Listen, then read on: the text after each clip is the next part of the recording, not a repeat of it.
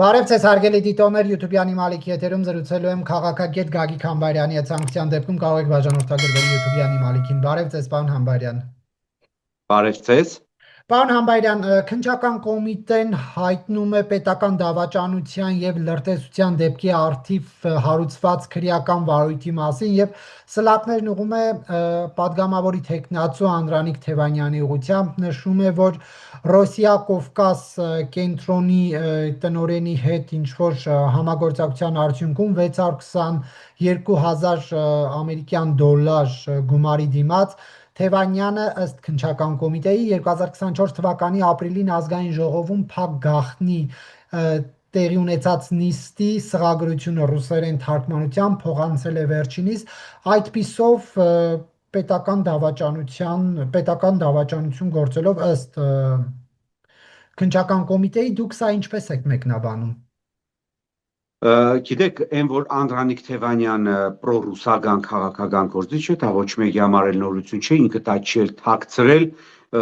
ռուսներն է դա չեն էլ թաքցրել։ Ինչ վերաբերում է քննչական կոմիտեի հայտարարության, ապա նշեմ, որ քանի որ ես ինքս էլ եմ առնչվել այդ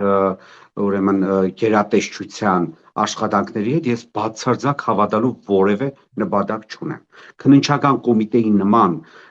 վատ աշխատող, քննչական կոմիտեի նման ամենացածրակարգ քաղաքական պատվերներ կատարող իրավապահ համակարգի մարմին ես դեռ չեմ տեսել։ Ասենք ես ինքս էլ նրանց հետ առնչվել եմ, գիտեք, իրանք առհամարած ունեն թե քո հակափաստարկները, թե քո ապացույցները ոչ, պատվեր են ստանում վերևից, անում են մեծ հաճույքով։ Ես քննչական կոմիտեի որևէ ներկայացված ապացույցի բացարձակ հավատալու կարիք չունեմ, կրկնում եմ, իմ օրինակները բերելով, ասենք դատավոր Լիլիթ Խաչատրյանը copy-paste է անում ուրիշ դատավորի վճիռը, իմ անունը թողնում է այդ ուրեմն վճիռի մեջ, հրապարակվում է, ասում եմ այդ կինը գրագող է, ասում են դու վիրավորել ես դատավորին։ Ու այդպես շարունակաբար։ Ինչի մասին է խոսքը, այնպես որ ես ձեզ եմ խորհուրդ տալիս այդքան շատ լուրջ չընդունել Արտուր Պողոսյան, հա, այդ անձի կողմից ղեկավարվող այդ ուրեմն կառույցի հայտարարությունները։ Երեք էլ տեսանք, ասենք Նարեկ Կարապետյանը Ռուսաստանի Դաշնության քաղաքացի է։ Ռուսաստանի Դաշնության փոխարտգործնախարար Գալուզինը հերքեց։ Հետո Այն չէր այդ այգում ռուսական ռեգիստրում գրած, որ Նարեկ Կարապետյանը քաղաքացի է, եւ հիմա այդ նույն ռուսական կայքում ամսի 20-ի այս տարվա մայիսի 20-ի ժամանակով թվագրությամբ է փոխվել, որ նա Հայաստանի քաղաքացի է։ Նարեկ ջան, որ ռուսները տավար են, այդ նորություն չէ մեզ համար։ Տապոր աշխատող, ես ասենք այդ ռուսների աշխատանքից չեմ հասկանում դրանց արարքները, բայց խնդիրը հետևյալն է։ Քրեական գործ կարելի է հարուցել այս պարագայում, երբ որ դու ունես պաշտոնական տվյալներ։ Հիմա ռուսները կացինի ձևով են աշխատում, իրանց մշտապես անասնական ոճով են աշխատում, ինքնախայտարարվում են, դա հարցի 1000-րդ կողմն է։ Պաշտոնապես հայտարարել են չկա, վերջացավ գնաց։ Հիմա Հայաստանի Հանրապետության քննչական կոմիտեն ինչպես է ապացուցելու, որ Նարեկ Կարապետյանը Ռուսաստանի քաղաքացի է, երբ որ այդ մասին կոնկրետ պետք է պաշտոնական հայտարարություն լինի, կամ արտգործնախարարության մակարդակով, որը երեք ռուսները արեցին, կամ Ռուսաստանի ներքին գործերի նախարարության մակարդակով։ Հիմա ռեեստրում ինչ է դրված, երբ են փոխե, ես էլի եմ ասում, ես չեմ պաշտպանում Նարեկին։ Այստեղ խնդիրը մեր քննչական կոմիտեի եւ Հայաստանի գործող իշխանությունների կողմից թույլ տրված այսպիսի կոպիտ սխալներն են։ Ռուսները ինչ անում չեն անում, իրանք տակից շատ հեշտ դուրս են գալիս։ Հիմա ինչքան ուզում է Ալեն Սիմոնյան ուղիղ եթեր մտնի, ծիծաղի, նիկոլական կայքերը տարածեն, հետո պաշտոնական տվյալները ինչ են մեզ ցուցանում, որ Նարեկ Կարապետյանը Ռուսաստանի քաղաքացի չէ, թե 2006 թվականին է, թե 2020 թվականին է, թե 2026 թվականին ինչ են գրել, ինչ են ուղղել, դա արդեն հարցի 10-րդ բանում է, տեղում է։ Սա նկատի ունեմ։ Հասկանում եք, որ այս ամեն ինչին պետք է արձագանքվի պաշտոնական տվյալների հիման վրա։ Պարոն Համբայրյան, բայց վերադառնալով քննչական կոմիտեի հաղորդագրությանը, սա մի փոքր այն սովորական հայտարարություններից չէ՞ որ տարածում են կոռուպցիա, չարաշահում, ընտրակաշառք, ապօրինի հարստացում, լուրջ մեղադրանք է ամեն դեպքում պետական դավաճանության հոդվածով է քրեական վարույթ հարուցվել։ Կարծում եք, որ առանց ոչ մի բանի քննչական կոմիտեն նման վարույթ կհարուցեր։ Ես էլ եմ կրկնում, ես ցավով պետք է նշեմ, որ ես առնչվել եմ այդ կոմիտեի աշխատանքների հետ եւ ավելի վատ պատվեր կատարող իրավապահ համակարգում գոյություն ունեցող այսպես շերտ ես չեմ տեսել։ Ամեն դեպքում, եթե նույնիսկ ենթադրենք, որ քննչական կոմիտեն ուրեմն դա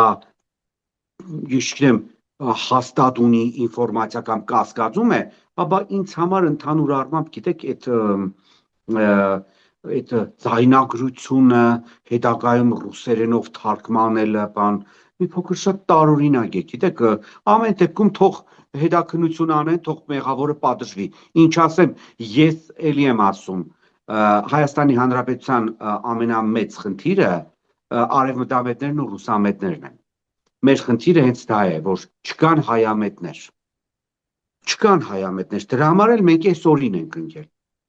Այդ նույն քննչական կոմիտեին առաջարկում եմ նաև բացահայտել են բոլոր ուրեմն արևմտամետ գործիքների ուրեմն վերաբերյալ տեղեկությունները, որոնք չեն էլ թաքցնում, որ իրանք աշխատում են արևմուտքի համար։ Շատ ուրախ եմ, որ եթե սա ճիշտ լինի, պատժվի։ Եթե կրկնում եմ, սա ճիշտ է։ Նույնն էլ շատ ուրախ կլինեմ, որ արևմտյան ուրեմն գործակալական ցանցի ներկայացուցիչները, որոնք հազարապատիկ ավելի մեծ գումարներ են ստանում արևմուտքից եւ Հայաստանը տանում են թուրք-ադրբեջանական տանդեմի տակն են մտնում, նրանք էլ պատասխան տան։ Երկրորդն էլ շատ զարմացած եմ, գիտեք, չէ, ռուսների նման քծիպ, ռուսների նման ուրեմն ժուշկալ մարդիկ կարող են ասենք ինչ որ մի հատ սղագրության համար, հա, ազգային ժողովի փակնիստի սղագրության համար այդքան 620 քանի հազար դոլար գումար տալ, մի փոքր շատ այդ է շատ կասկածելի, որ ռուսների նման ժուշկալ քծիպ փող չծախսող ուրեմն երկիրը կարող է այդ ուրեմն ընդամենը մեկ նիստի ժամանակ ինչ որ ելույթների վերաբերյալ թարգմանության համար այդքան գումար տալ։ Չգիտեմ ինչ ասեմ։ Պարզապես կներեք, դա սպասենք։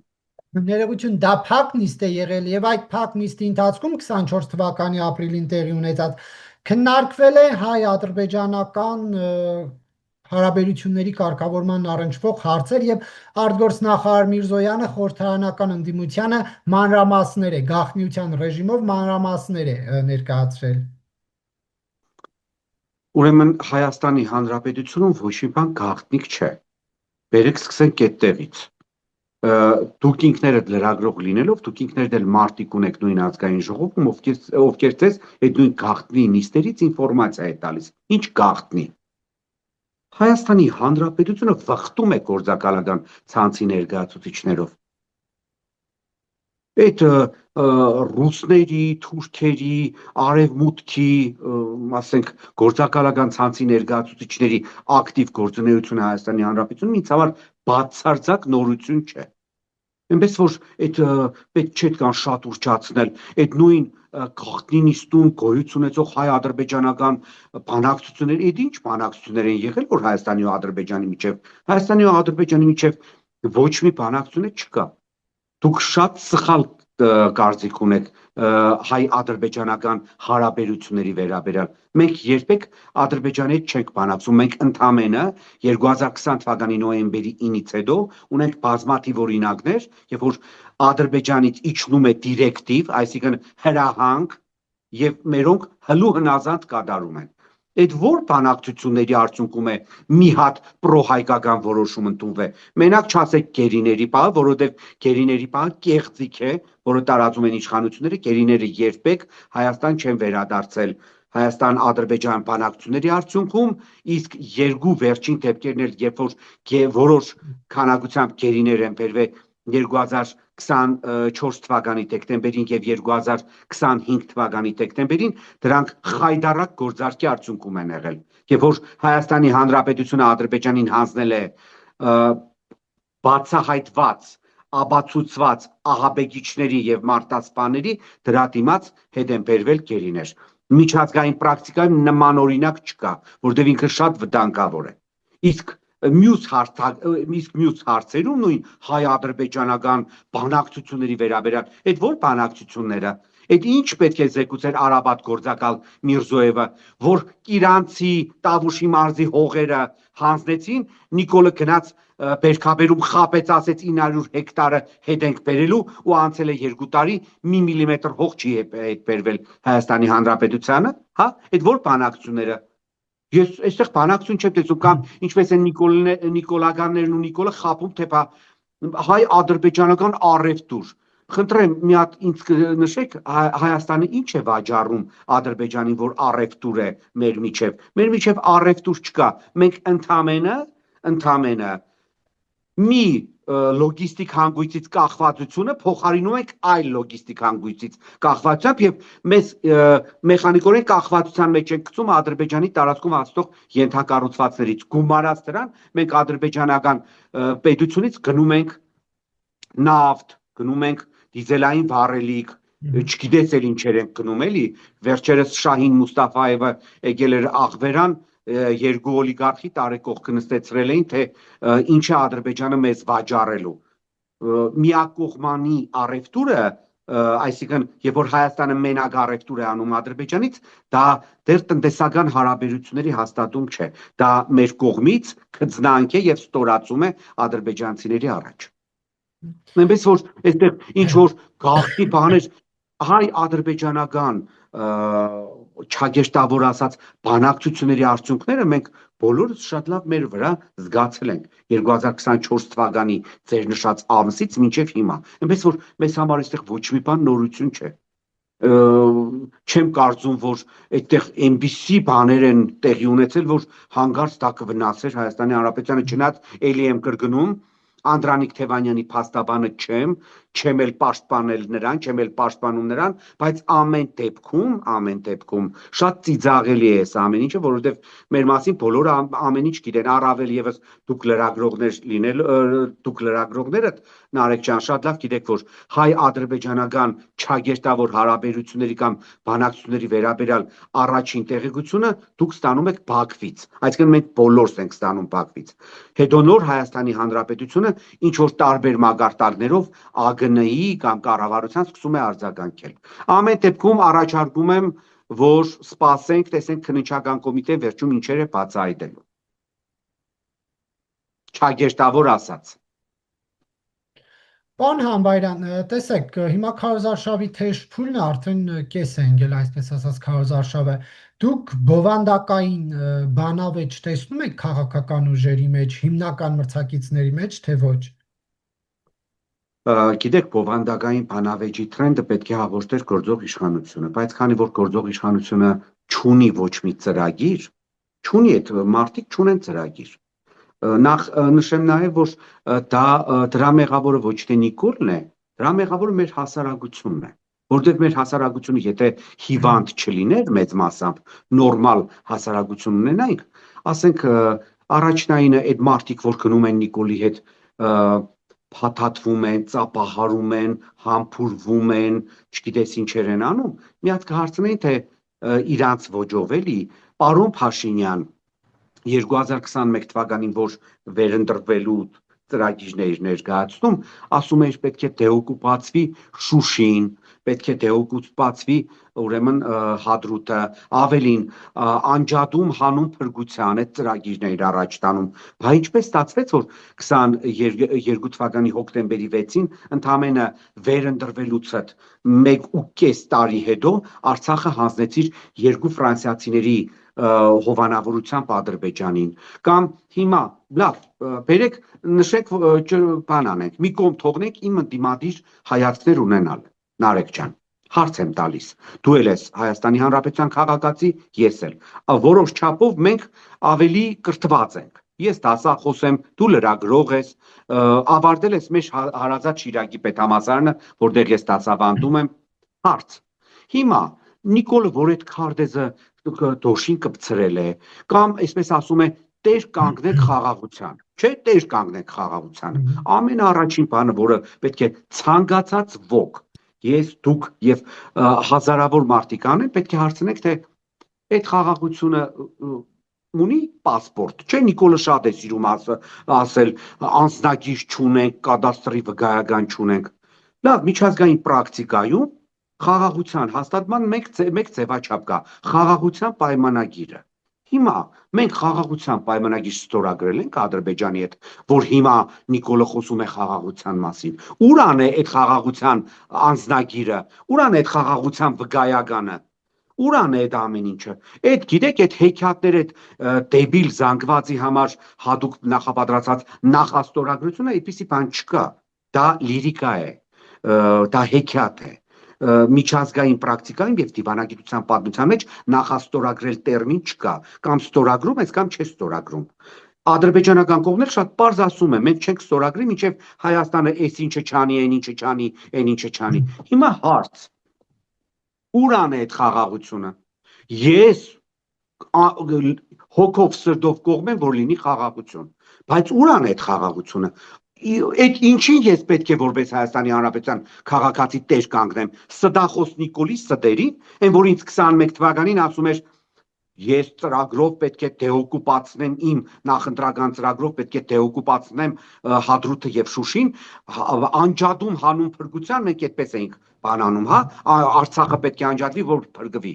Վերջում տարավ հենց ինքը անձամբ 2022 թվականի հոկտեմբերի 6-ին երկու ֆրանսիացիների միջոցով Արցախը ճանաչեց Ադրբեջանի մաս։ Հիմա նույն այդ խաղաղության մասին, այդ որ մարդիկ մենք շնորհակալ ենք եւ այլն, լավ, ուրիշ օրինակ բերեմ։ Մենք ապրում ենք մի տարածաշրջանում, մեծ մերձավոր արևելքում, որտեղ այնպիսի իրադարձություններ տեղի ունեցան, որ մեր հասարակությունը պետք է հասկանա, որ եթե աշխարհի ամենահարուստ երկրները, որոնք իրենց կարող են թույլ տալ գնելու աշխարհի ամենավերջին արտադրության զինտեխնիկան, պաշտպանական համակարգերը, համագործակցում են աշխարհի թիվ 1 գերտերություն Ամերիկայի Միացյալ Նահանգների հետ եւ չեն կարող ապահովել իրենց անվտանգությունը, ինչ խաղաղության մասին է խոսքը։ Ասենք Միացյալ Արաբական Էմիրություններ, Քատար, Բահրեյն, Քուվեյթ, Սաուդյան Արաբիա, աշխարհի ամենահարուստ երկրներն են։ Տեսակ ինչ եղավ տարածաշրջանում։ Տեսակ ինչ եղավ։ Այդ դուք մտածում եք, բանի, հա, Դուբայի էմիրը երազում էր, որ ինքը միլիարդավոր դոլարներ ներդնում անի ու հանկարծ իր գործընկեր Ամերիկայի Միացյալ Նահանգների պատճառով Դուբայը ռմբակոծվի։ Հիմա հասկանում եք, չէ, որ խաղաղությունը դա էլ եմ կրկնում, սրանք այն երկրներն էին, Նարեկ, որոնք իրոք կարող են թելադրել, որովհետև իրանք ունեն փող, իրանք ունեն հնարավորություն, իրանք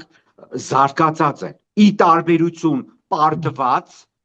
պարտքերի մեջ խրված, աղքատ հասարակություն ունեցող Հայաստանի Հանրապետության։ Ու մենք այսպես հլու հնազատ մտածում եք, որ մենք խաղաղություն է, հա, Նիկոլը խաղաղություն է բերել, կամ աշխարհում չկա նման բան։ Ես ձեզ որպես պատմաբան երաշխավորում եմ, ցույց տվեք ինձ մեկ օրինակ, եւ որ կապիտուլացված, թշնամու դեմ ստորացված ղեկավարը կարող է խաղաղություն բերել իր երկրի նախաշխարհում չկա նման բան։ Բայց իրենք տեսեք ինչ հակափաստարկ ունեն ձեր համար, իրենք ձեր նման մտածող քաղաքացիների համար հետեւյալ հակափաստարկն ունեն. ցույց տվեք վերջին 2 տարում որևէ կրակոց հայ-ադրբեջանական սահմանին։ Իսկ այդ կրակոցները ինչի չկան, Նարեկ ջան։ Ասեմ քեզ, որովհետև Նիկոլի վերընտրվելը հաց ու աղի, հաց ու ջրի նման, օդ ու ջրի նման անհրաժեշտ է թուրք-ադրբեջանական տանդեմին, որովհետև այդ երկու երկրները շատ հեռավար նպատակներ ունեն Հայաստանի Հանրապետության կործանման համար եւ իրենք այդ ամեն ինչը անելու են Նիկոլի ձեռամբ։ Հարց եմ տալիս, եթե չեն կրակում ադրբեջանցիները, ինչ այդ խաղաղությունը չեն ստորագրում։ Այդ փաստաթուղթը ինչի չկա, չնայած նշեն, որ 21-րդ տարում, այս 21-րդ տարի առաջին 20-ամյակում, այդ նույնիսկ թուղթը չի օգնում։ Հիշում եք, Բարակ Օբաման Իրանի հետ ստորագրեց այդ միջուկային ուրեմն զենքի չտարածման եւ միջուկային տեխնոլոգիաների վերաբերյալ վերահսկողության պայմանագիր։ Թրամփ եկավ, պատրեց, թափեց։ Այսինքն նույնիսկ տարածաշրջանային գերտերություն Իրանի եւ համաշխարհային գերտերություն Ամերիկայի Միացյալ Նահանգների միջև ստորագրած փաստաթուղթը առողջի չէ։ Այս պահին Էլ չասեմ, որ Հայաստանի Հանրապետությունը ինչ-որ խաղաղության պայմանագիր ստորագրեր Ադրբեջանից, բայց նույնիսկ այս պարագայում մենք իրավաբանական որևէ փաստաթուղթ չունենք, որ կա ստորագրված խաղաղության պայմանագիր։ Դուք մտածում եք, նարեկ, ասենք նույն Սաուդյան Արաբիան, նույն Քուվեյթը, նույն Քատարը, նույն Արաբական Միացյալ Էմիրությունները այնքան փող ունեին, որ նստած մտածում էին, որ վայ, բերեք Ամերիկայի Միացյալ Նահանգներին կանչենք մեր տարածք, որպես մեր երկրի անվտանգության ապահովող, նրանց ծախսերն էլ հոգանք, որպեսզի նրանք մեր անվտանգությունը ապահովեն։ Այդ տեսանք ապահովեց ԱՄՆ-ն։ Ապահովեց ԱՄՆ-ն։ Երկրորդը, հիմա նշեմ հետևյալը։ Դուք նշեցիք, որ չի կրակվել, այո, չի կրակվել, բայց դուք մոռանում եք, որ 3 պատերազմներ է Նիկոլը բերել հայ ժողովրդի գլխին։ 2020 թվականի 44-օրյա պատերազմը, 2022 թվականի սեպտեմբերյան իրադարձությունները հայ-ադրբեջանական այսպես կոչված սահմանին եւ 2023 թվականի Արցախի հայաթափումը։ Ինչի մասին է խոսքը։ Ես ի տարբերություն Նիկոլի հեքիաթների ձեզ բերեցի եւ դե ֆակտո եւ դե յուրե բոլոր օրինակները։ Գիտեք, այդ հեքիաթները, նախկինները բանման, այդ թող տանեն Տգետ եւ Ապուշ Մասայի մոտ այդ հեքիաթները պատմեն։ Ես փաստերով եմ խոսում։ Գումարած դրան։ Հիմա ինչի է Ադրբեջանը շահագրգռված, որ Նիկոլը մնա։ 2025 թվականի փետրվարին Ալիևի ընտանիքին պատկանող Բաքու TV կայքում, որը կարող եք նաև դուք հետևել սոցիալական ցանցերում եւ ընդհանրապես այդ կայքը ուսումնասիրեք։ Իդեպ ասեմ, որ այդ կայքի կոորդինատորը նրա դուստրն է, ավագ դուստրը, Լեյլան։ Ուրեմն հրապարակվեց 5 նոր նախապայմաններ, որոնք Ադրբեջանը առաջ էր քաշել Հայաստանի Հանրապետության առաջ։ Ուրեմն առաջինը դա Զանգեզուրի միջանցքի տրամադրումն է, երկրորդը Հայաստանի սահմանադրության փոփոխությունն է, երրորդը հայկական բանակի թուլացումն է, չորրորդը Հայաստանի Հանրապետության կողմից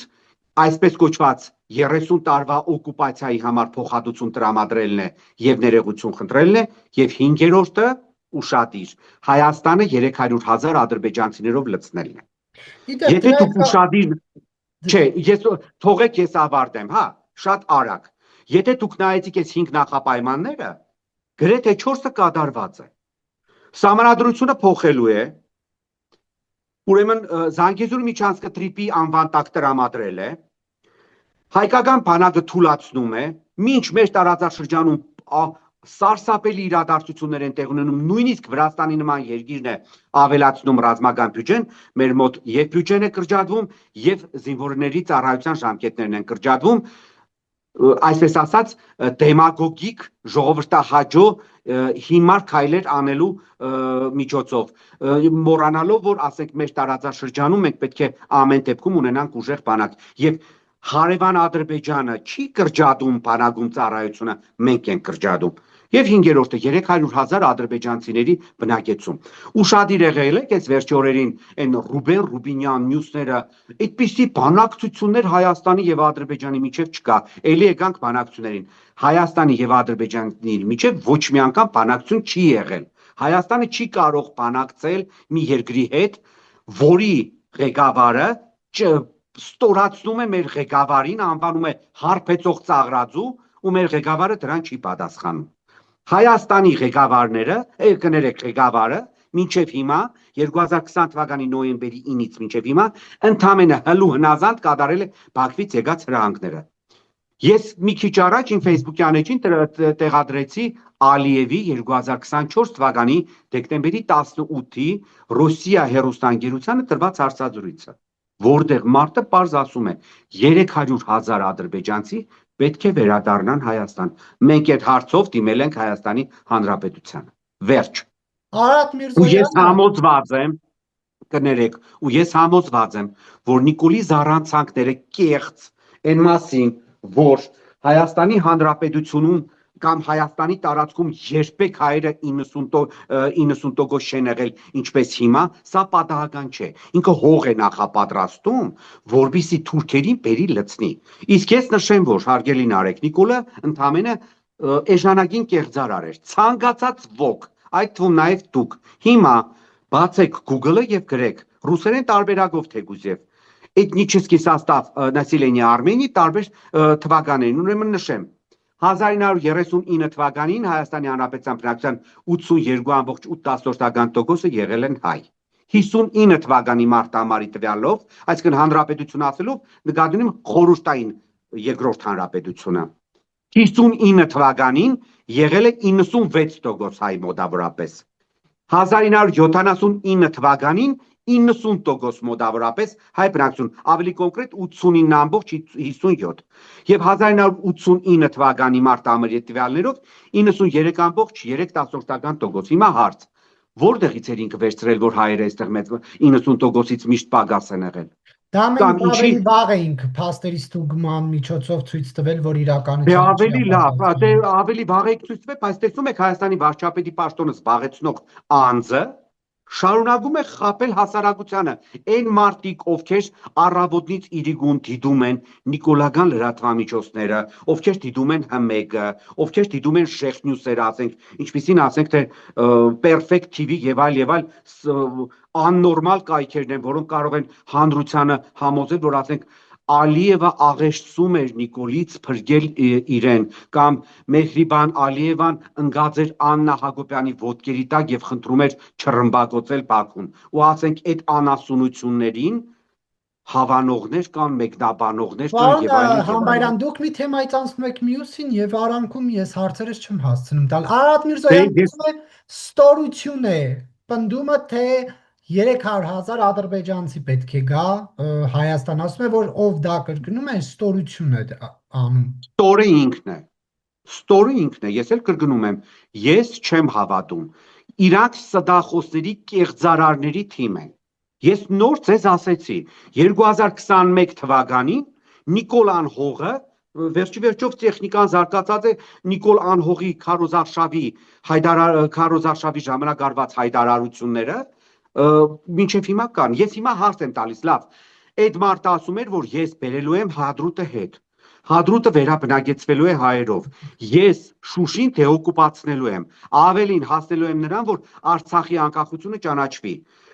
Անջատում հանուն փրկության։ Ուր գնաց Արցախը։ Ուր գնաց Արցախը։ Հիմա այդքանից հետո որևէ մեկը փորձելու է։ Ես ընդամենը մեկ օրինակ բերեցի։ Երկրորդ օրինակը բերեմ։ Մարդը կանգնել է ամբյոնից, ասում է 8 միլիարդ դոլարով ավելացրել ենք Հայաստանի պետական պարտքը, որովհետև զենք ենք գնել։ Դուք հավատում եք դրան։ Հարց եմ տալիս ձեզ։ 8 միլիարդ դոլարով Նիկոլը ավելացրել է մեր պետական պարտքը 2018 թվականին, երբ որ եկել էր իշխանության, մեր պարտքը եղել է 6.7 միլիարդ ամերիկյան դոլար։ Հիմա մեր պարտքը 15 միլիարդ ամերիկյան դոլար է։ Ասում է ես զենք եմ գնել։ Լավ, հետո ես սա ընդամենը հրապարակ տեսեք ինչ ունենք։ Արեք տեսեք, դուք օրինակ կգաք, որ տեսնեք ինչ կա։ Նարեկ ջան, գալու համար պետք չէ, կարելի է հեռուստատեսությամբ կամ համացանցով էլ նայել, բայց դուք պատկերացնում եք 8 միլիարդ դոլարի զենքը ինչքան զենք է։ Ես ուրիշ հարց ունեմ նրան։ 2020 թվականի 44-օրյա պատերազմից հետո Ադրբեջանի բռնապետը մի քանի անգամ հարցադրում է արել, թե որտեղից աղքատ Հայաստանին այդքան զենք, որ 44-օրյա պատերազմի ժամանակ մենք վերցրել կամ ոչնչացրել ենք, ուշադիր 4.8 միլիարդ դոլարի զենք։ Այդ մասին Ալիևի հարցադրումները մամուլի ասուլիսների ժամանակ կա։ Նիկոլը ինչի չի պատասխանում, գիտեք ինչի չի պատասխանում, որովհետև դրանով կբացատրվի, որ մենք լավ էլ զենք ունեցել ենք, լավ էլ զինված ենք եղել։ Չեմ ասում Ադրբեջանի չափ, թե չենք կարող սպառազինությունների մրցավազքում Ադրբեջանի չափ զինվեինք, բայց մենք լավ զենք ենք ունեցել, որը 44 օրյա պատերազմի դավադրությունների ընթացքում ժամանակ հայտնվել է ադրբեջանցիների ձեռքում։ Նիկոլը ինչ է հարցադրումներին չի պատասխանում։ Ու հիմա դուք այսքանից հետո ես ընդամենը մի քանի օրինակ բերեցի, քանի որ մեր ժամանակը շատ կարճ է, կարող եմ հազարներով Նիկոլի ստերի մասին խոսել, կեղծիքների, ստերի։ Համացանցը ողողված է Նիկոլի 18 թվականի, 19 թվականի, 20 թվականի, 24 թվականի, 26 թվականի իրարամերժ մեկը մյուսին հագասող հայտարարություններով։ Ու այսքանից հետո Արաբատ գործակալ Միրզոևը փորձում է մարդկանց վիրավորել, որ մարդիկ իրանց չեն հավատում, ստորը ինքն է։ Ստորը ինքն է։ Ինչ բանակցություն, ես էլ եմ կրկնում, ադրբեջանական կողմը ասում է, որ պետք է գան։ Դուք գիտեք չէ, Ադրբեջանում ոչ մի միջոցառում, որին մասնակցում են Ալիևի ընտանիքի անդամները, ոչ ոք այս կամահարական ձևով չի վերաբերում, դա պետական մագարտակով ուրեմն միջոցառում է։ Մի քանի օր առաջ Ադրբեջանի նախագահի աշխատակազմը հովանավորել էր Արևմտյան Ադրբեջան հասարակական կազմակերպության ֆորումը։ Դրանից 10 օր առաջ Ադրբեջանի բռնապետի դուստրը Լեյլան եւ նրանց հարսը Ալյոնան մասնակցում էին վերադարձ Արևմտյան Ադրբեջան խորագրով ցուցահանդեսին, որտեղ ուրեմն միկին պրեզենտացիա էր անում Իռևան գիրքը։ Լավ, եթե մեր հասարակությունը այս ամեն ինչը չի տեսնում, մեծ մասը հասարակության կամ նիկոլագանները իրանց գլուխը մտցրել են ավազի մեջ ու մտածում են, որ եթե իրենք չեն տեսնում նման բան չկա, նման բան կա։ Դուք գիտեք, որ Ադրբեջանում կոնկրետ հիմա բացի ցուցակագրումից, թե ով է ցանկանում վերադառնալ, չագեշտավոր վերադառնալ Հայաստանի Հանրապետություն, մարդիկ ցուցակագրելուց արդեն գին են դրել, թե գյուղերում եւ քաղաքներում ապրելու ցանկություն ունեցող ադրբեջանցիները որքան փոխհատուցում պետք է ստանան։ Փոխանակ դուք տեսել եք Հայաստանի իշխանությունները գոնե մեկ անգամ հայտարարեն, որ եթե ադրբեջանցիները վերադառնալու են Հայաստանի Հանրապետություն, չագեշտավոր 350,000 հայեր, ովքեր լքել են Բաքուն, Գանձակը, ուրեմն Սումգայիթը եւ նրանց ծերունքները պետք է հետ վերադառնան Ադրբեջան։ Լսել եք։ Չեք լսել, որովհետև Հայաստանի գործող իշխանությունները դավաճան են։ Ալիևը առավոտից իրիկուն ասում է, որ Հայաստանը լքած ադրբեջանցիները եւ նրանց ծերունքները պետք է վերադառնան։ Վերջ։ Նարեկ ջան, եթե դուք դա չեք լուսաբանում, մեկ հարց տամ էլի, տեսականորեն այդքան հեշտ է 300 գործնականում ավելի ճիշտ, այդքան հեշտ է 300,000 ադրբեջանցի բերել Հայաստան, որովհետև օկուպացված Արցախում այս տարիների ընթացքում մոտ 40,000 են կարողացել բնակեցնել։ Այդ թվում նաև մայրաքաղաք Ուրեմն եթե Ադրբեջանի բռնապետին պետք է լինի Հայաստանը բնակեցնել 300,000 ադրբեջանցիներով, դա կանեն ընդամենը 10 օրում։ Արցախը իրենցն է արդեն։ Արցախը իրենցն է, իրանք Արցախի պահով որևէ խնդիր չունեն, որ կարող են Նիկոլի նման ուրեմն հագահայը ռևանշի դիմի։ Չկա նման բան։ Իսկ Հայաստանի Հանրապետության պարագայում իրանք ամեն ինչ անելու են, ահռելի ռեսուրսներ են տնելու, որբիսի ուրեմն այստեղ հաստատվեն։ Դա նրանց օդ ու ջրի նման անհրաժեշտ է։ Ես նոր ձեզ նշեցի, չէ՞ որ նախ ամենաառաջինը այս ծրագիրը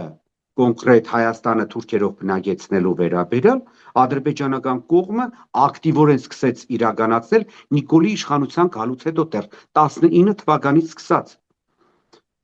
Իսկ 20 թվականի 44-օրյա մեզ համար խայտառակ արդյունքով ավարտված պատերազմից հետո կառավարությանը կից կոմիտե կա Ադրբեջանում ձևավորված, որը հավաքագրում է այն ադրբեջանցիներին, ովքեր ցանկանում են վերադառնալ Հայաստան եւ նրանց ծերունիներին եւ արդեն գումարներ է առաջարկում 50,000 $70,000 մասին է խոսքը եւ դուք բացարձակ չզարմանաք որ այդ նույն ադրբեջանցիները